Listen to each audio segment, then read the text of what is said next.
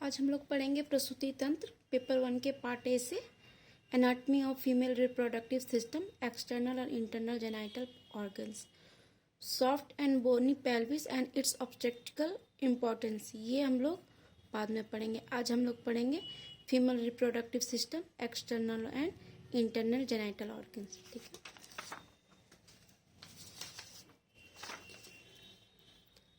Female reproductive system पढ़ेंगे आज हम लोग।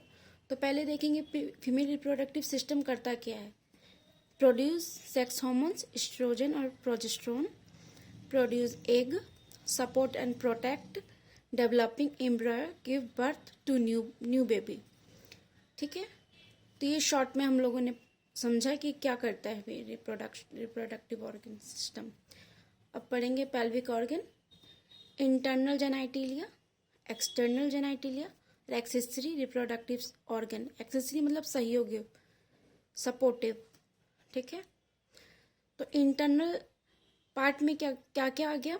Major organs ovaries, fallopian tubes, uterus, cervix and vagina. और एक्सटर्नल में क्या आ गया।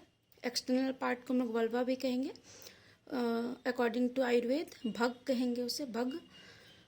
वल्वा में क्या क्या आ जाता है। Mons pubis, labia majora, labia minora, vestibule, clitoris. ठीक है, और एक्सेसरी में आ जाता है Bartholin glands and mammary glands. तो अब स्टार्ट करते हैं। सबसे पहले ओवरी। पहले डायग्राम समझ लेंगे फीमेल इंटरनल जेनाइटिलिया। सबसे पहले ovary, fallopian tube, uterus, cervix, vagina. तो सर्विक्स में अंदर इंटरनल ओस और बाहर एक्सटर्नल ओस। जब हम लोग पीवी करते हैं पर वेजाइना तो इसी को देखते हैं, थिकनेस देखते हैं और उसका डायलिटेशन देखते हैं। पीवी करते हैं जब पर वेजाइना में तो इसी को फील करके देखते हैं डायलिटेशन कितना है। इसे एक्सटर्नल ओस को ही देखा जाता है। ठीक है, इसका इफेसमेंट देखा जाता है सर्विक्स का। और ये फैलोपियन ट्यूब के 3 पार्ट्स हो गया, स्थमस, एम्पुला, इनफंडिबुलम। ठीक है, अब पहले हम लोग पढ़ेंगे ओवरी। मेंस्ट्रुएशन साइकिल में भी मैंने बताया था कैसे कैसे क्या होता है ओवरी में, लेकिन फिर से बताते हैं। ओवरी क्या करता है, development of follicle and ovulation. तो ओवरी में क्या क्या चलता रहता है, ये कट सेक्शन ऑफ ओवरी है। तो ओवरी में क्या क्या चलता रहता है। प्राइमरी फॉलिकल से secondary follicle, tertiary follicle, then mature graafian follicle बनता है। मैच्योर ग्राफिन फॉलिकल ही रप्चर होके बाहर आके क्या कंप्लीट होता है, ओवुलेशन। रप्चर होने के बाद ही ओवुलेशन होता है। ठीक है, तो हमने उसमें बताया था कॉर्पस लूटियम। कॉर्पस लूटियम कैसे बनता है। कॉर्पस लूटियम बनता है जितने बाकी बचे हुए, एक तो मैच्योर हो गया, बाकी बचे हुए जितने भी ग्रेनुलोसा और थिका सेल क्या बनाते हैं, कॉर्पस लूटियम बनाते हैं। ठीक है, और कॉर्पस लूटियम के रिग्रेस होने के बाद क्या बन जाता है, कॉर्पस एल्बिकेंस। जब तक अगर ये ओवुलेशन हुआ, अगर फर्टिलाइजेशन होता है तो कॉर्पस एल्बिकेंस नहीं बनेगा। ये कॉर्पस लूटियम क्या करेगा, इसको नरिश करेगा आफ्टर फर्टिलाइजेशन एग को। ठीक है, अब आगे पढ़ते हैं ओवरी में कैसे कैसे बनता है। Primary follicle, secondary follicle. Primary follicle सबसे पहले फॉलिकल फॉर्मेशन होता है। फॉलिकल एक्टिव मोड में रहते हैं और जब LH और FSH निकलना शुरू हो जाते हैं, मोर बहुत सारे, तो ग्रोथ होना शुरू हो जाता है। तो सब प्राइमरी फॉलिकल तब बोलेंगे जब उसमें ग्रेनुलोसा सेल, आउटर लेयर किसकी होती है, ग्रेनुलोसा सेल की होती है, उसे क्या बोलेंगे, प्राइमरी फॉलिकल। फिर ग्रेनुलोसा सेल और थिका सेल की लेयर आ जाती है, उसे क्या कहते हैं, सेकेंडरी फॉलिकल। तो इस स्टेज को क्या कहते हैं, प्री एंट्रल फेज। अब हम समझेंगे कि एंट्रल किसे कहते हैं, इसे प्री एंट्रल फेज क्यों कहा जाता है। तो सेकेंडरी फॉलिकल के बाद क्या बनता है, टर्सरी फॉलिकल।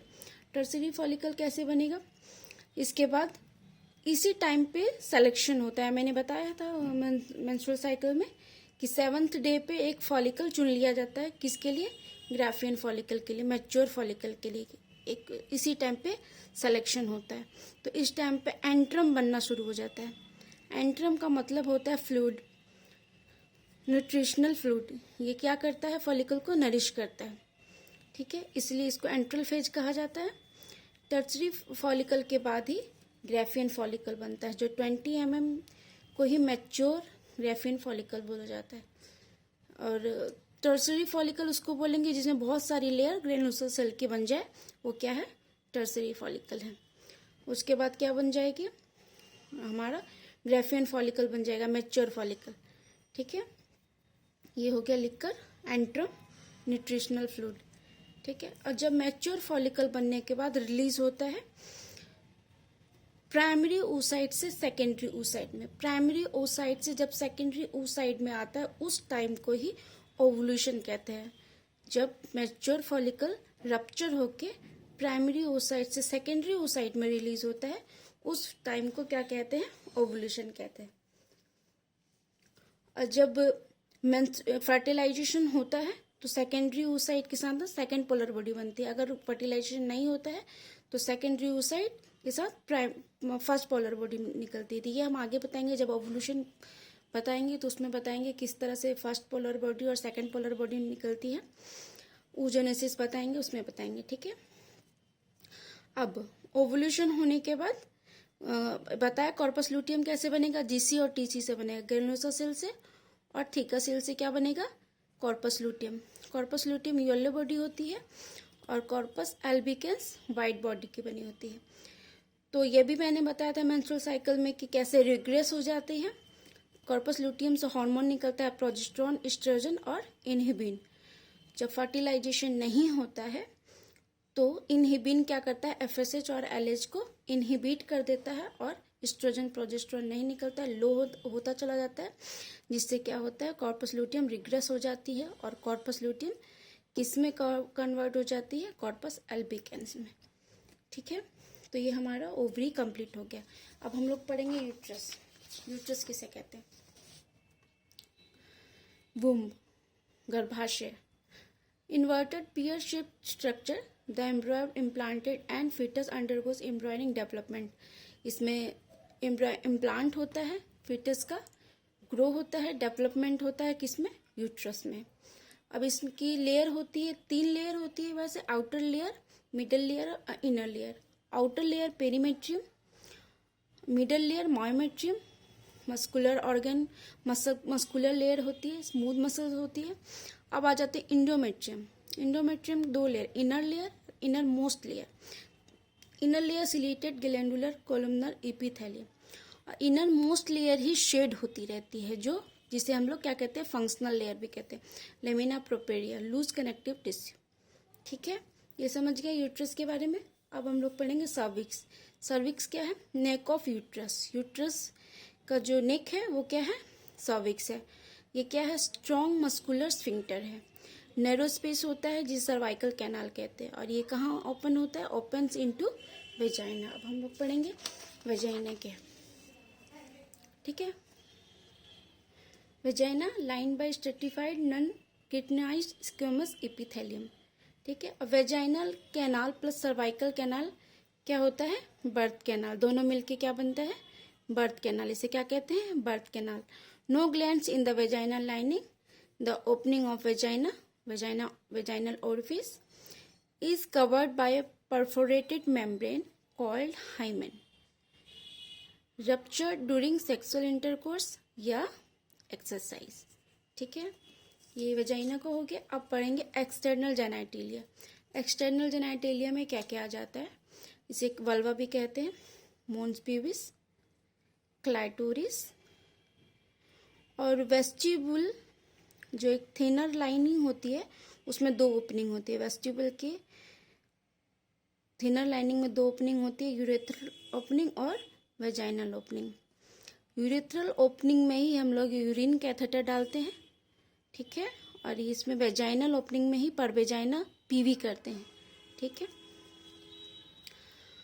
इसको वेजाइना और एनस के बीच के स्पेस को क्या कहेंगे, पेरिनियम। और इसे anus, anal opening, lip like fold, major lip like fold, labia majora, thinner lip like fold, labia minora.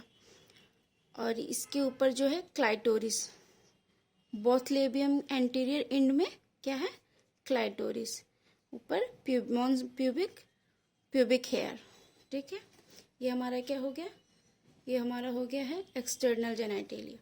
अब हम लोग पढ़ेंगे मॉन्स प्यूबिस क्या। मॉन्स प्यूबिस में क्या होता है, फैट डिपोजिशन होता है over pubic bone in the pelvic area. कहाँ होता है ये, प्यूबिक बोन के ऊपर होता है। Hair growth present, labia majora किसे कहेंगे, these are thick lip like fold homologous to male scrotum. Homologous किसे कहेंगे, same origin to male scrotum. अब पढ़ेंगे labia minora. Labia minora, thinner lip like fold, ठीक है।